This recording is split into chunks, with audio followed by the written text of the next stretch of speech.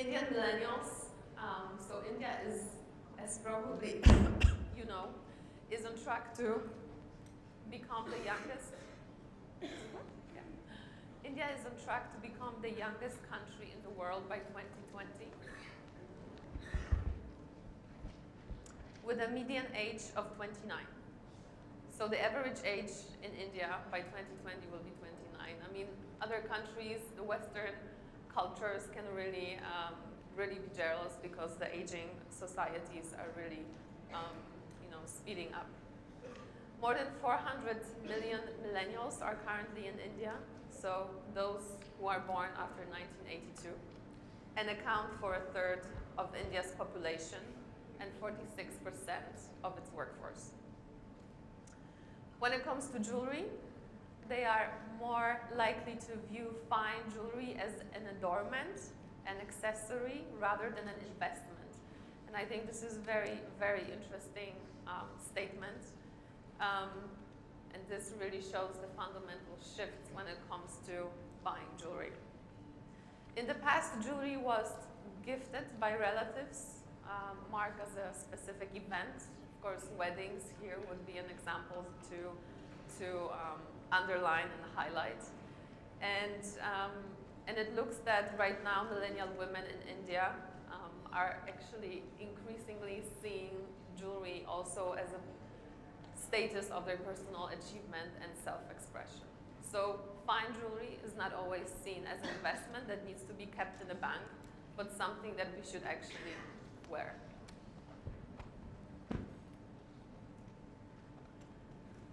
So 2 more facts. I'm sorry, do people in the back hear me? Yes? Okay.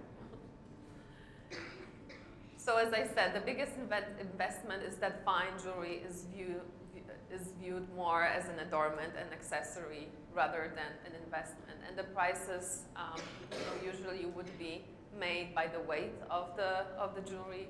And right now we see a shift towards pieces that are lighter and can be worn more often, more everyday pieces. And I read some interview with designer Farah Khan who argues that modern Indian women want jewelry that is lighter and more wearable, but still has this Indian motif and Indian connection. And she says, I believe jewelry is to be worn, not to be locked away.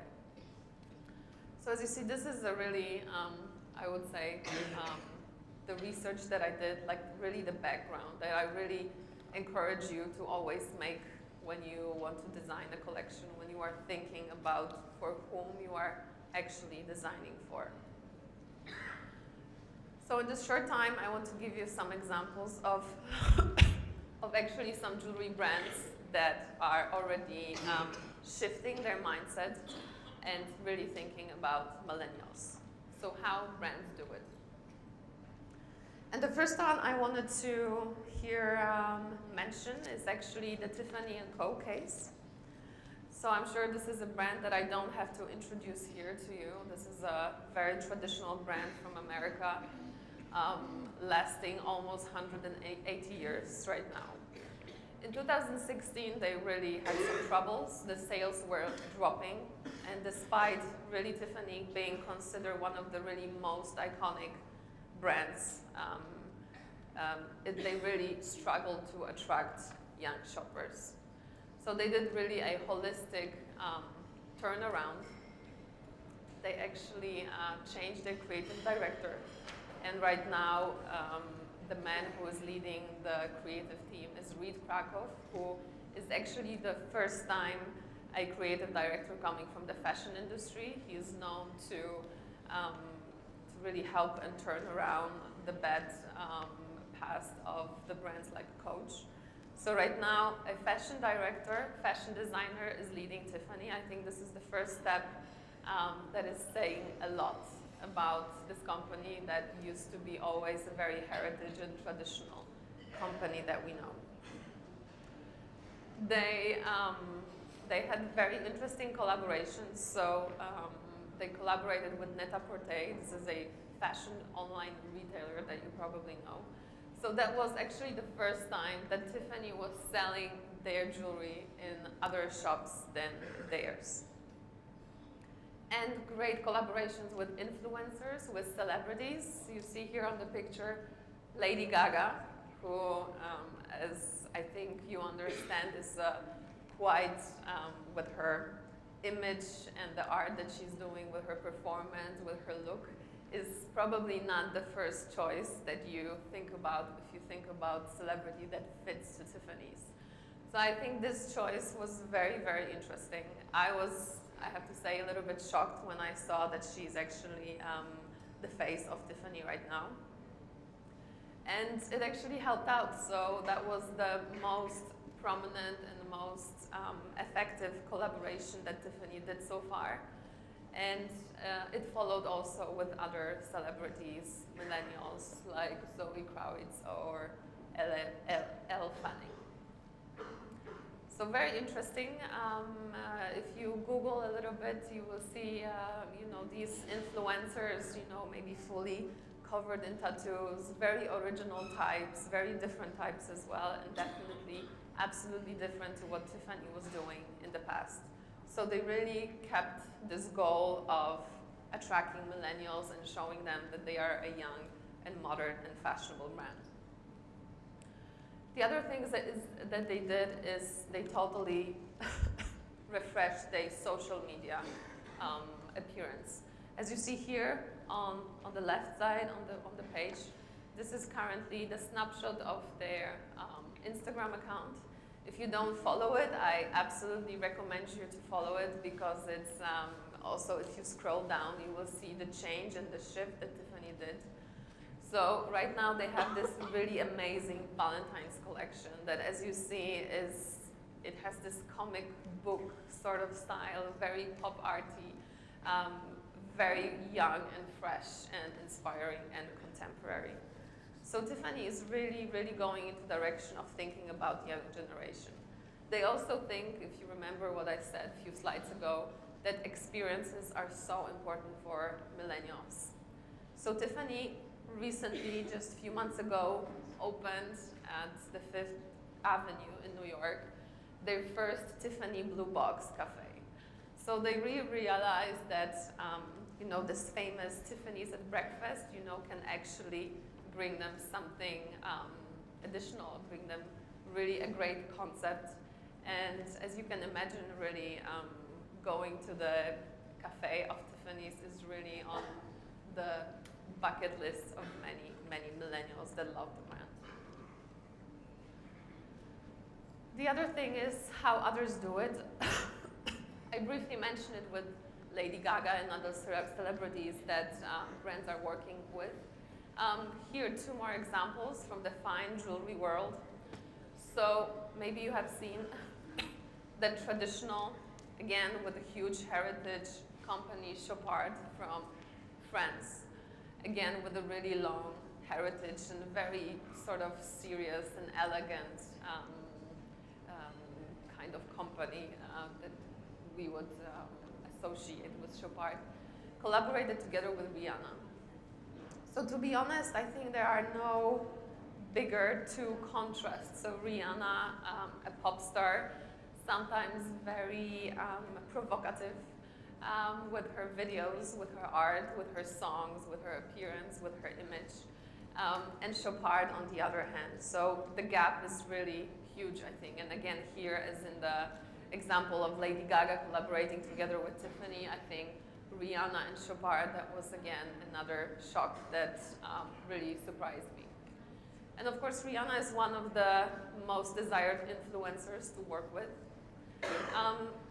They started working last year, so they actually launched 3 collections. So we are still looking at how effective it was and what kind of turnover it actually brings. But I think it's very exciting to follow this and interesting to see if these opposites work together and really brought value to the company. And also other celebrity, Bella Hadid, who collaborated together with Bulgari. She's right now a face of Bulgari.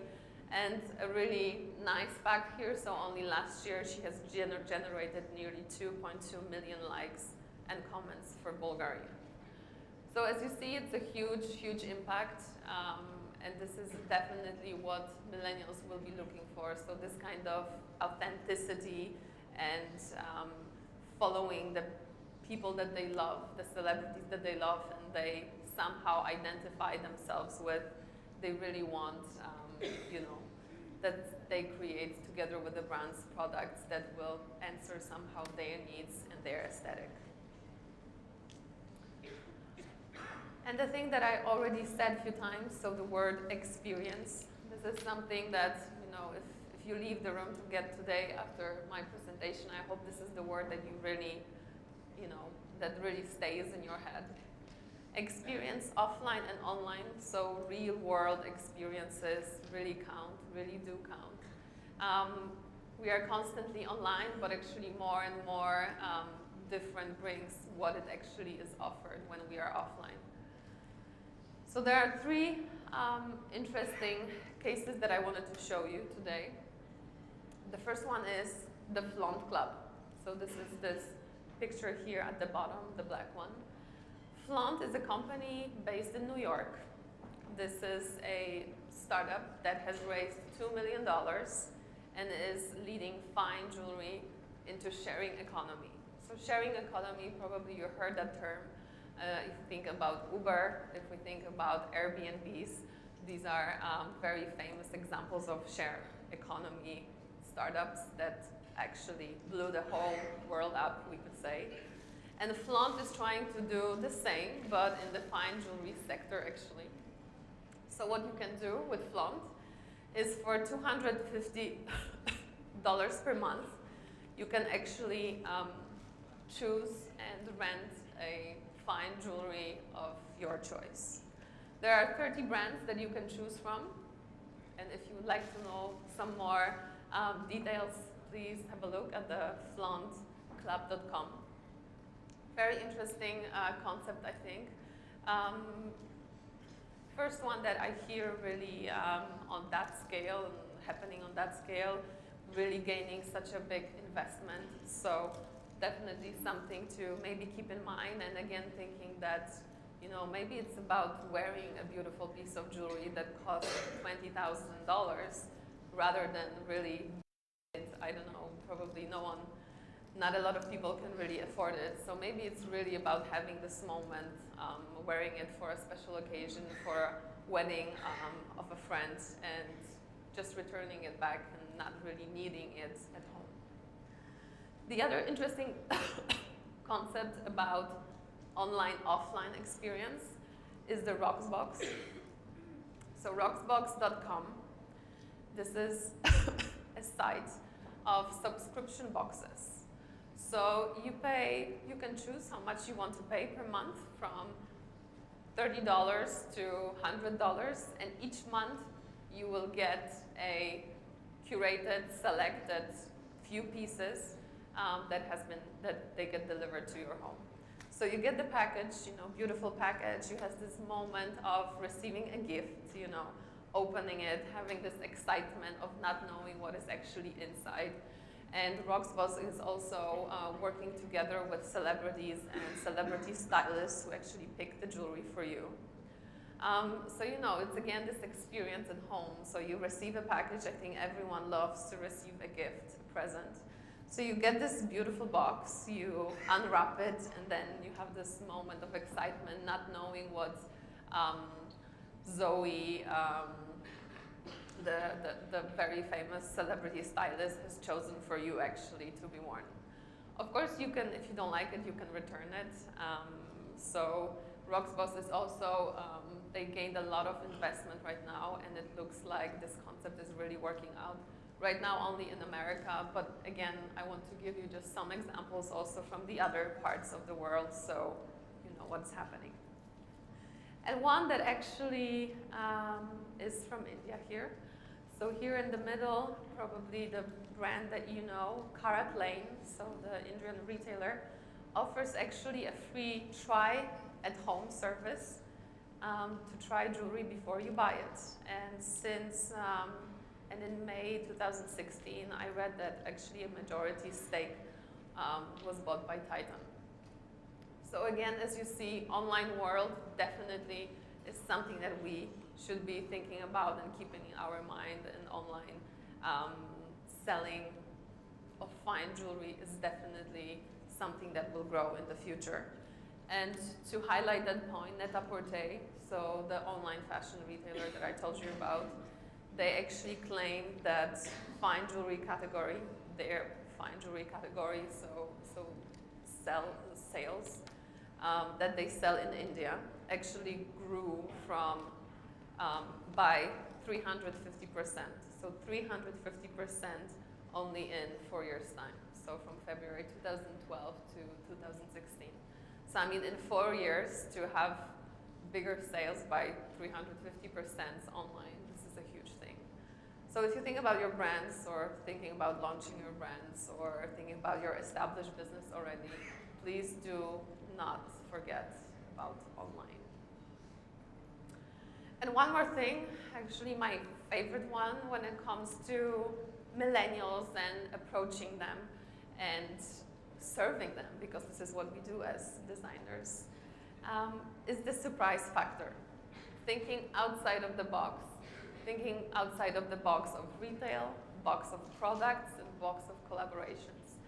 And I chose 3 examples here because I couldn't squeeze in more, but these are definitely my favorite ones recently. Burger ring. So we all know the trend of stackable rings. Even I today, I have few rings that I love together, and I just stack them, you know, and I have this feeling that it's like sort of personalized by me. But what I think will be a very big trend in the future, and definitely for millennials, is the fun factor. Is making fine jewelry really fun, humoristic, and kind of new. So Nadine Gausen, the designer who has created this burger ring, if you haven't